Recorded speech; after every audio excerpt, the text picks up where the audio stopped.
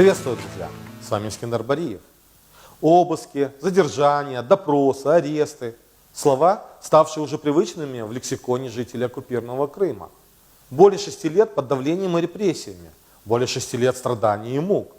Россия превратила украинский полуостров в территорию бесправия и продолжает свою бандитскую деятельность по сегодняшний день. Какие тенденции можно проследить в действиях оккупантов с начала 2020 года? Какая динамика нарушений прав человека по сравнению с прошлым годом? Какие цели преследуют оккупанты? Об этом поговорим в 40-м выпуске блога Liberate Crimea. Крымско-Татарский ресурсный центр традиционно презентовал анализ нарушений прав человека в оккупированном Крыму за первый квартал 2020 года. Нами зафиксировано 15 обысков, 12 из которых были проведены в домах крымских татар.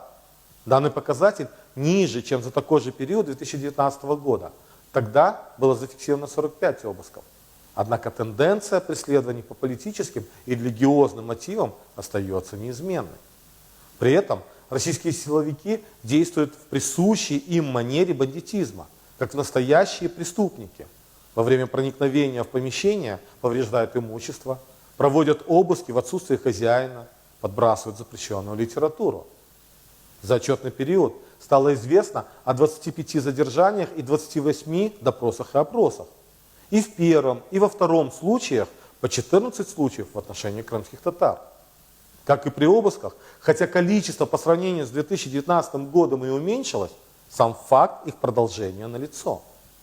Наших соотечественников продолжают задерживать и допрашивать уже по традиционным подозрениям. Причастности к запрещенной в России организации Хизб ут-Тахрир, свидетели Иеговы, якобы участие в батальоне имени Намана Челебиджихана, якобы публичных призывах к осуществлению террористической деятельности, а также в якобы незаконном приобретении, хранении, перевозке взрывчатых веществ и боеприпасов. Ряд задержаний и допросов были проведены российскими силовиками на админгранице с оккупированным Крымом. В первом квартале 2020 года на полуострове зафиксировано 97 случаев арестов, 83 из которых в отношении представителей коренного народа.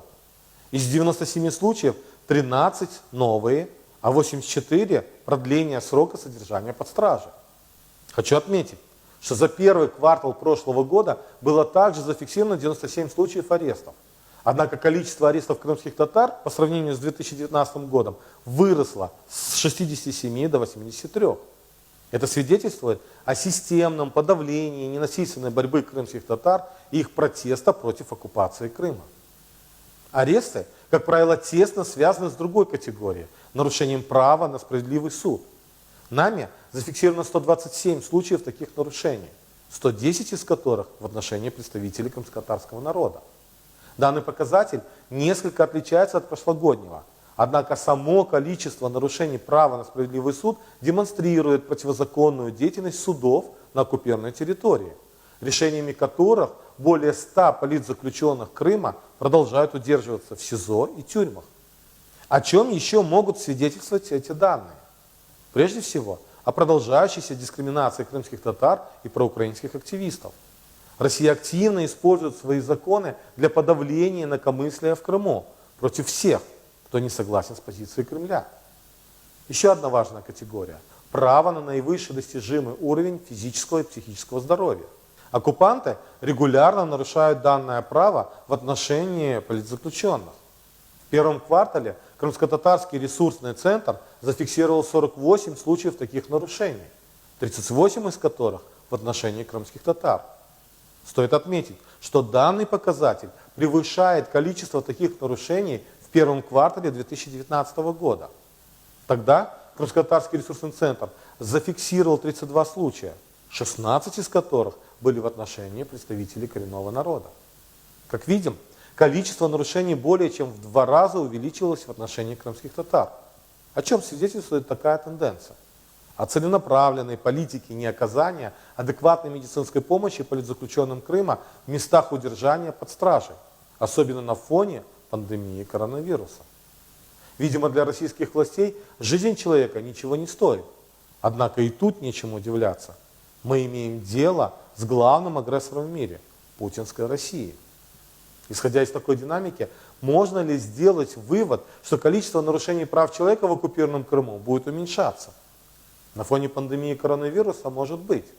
Однако не стоит забывать, что основной целью оккупанта является вытеснение неугодного Кремлю населения, и на этом пути он будет применять разные методы репрессий. В последнее время я часто вспоминаю фразу из фильмов о завоевателях: «Боги от него отвернулись».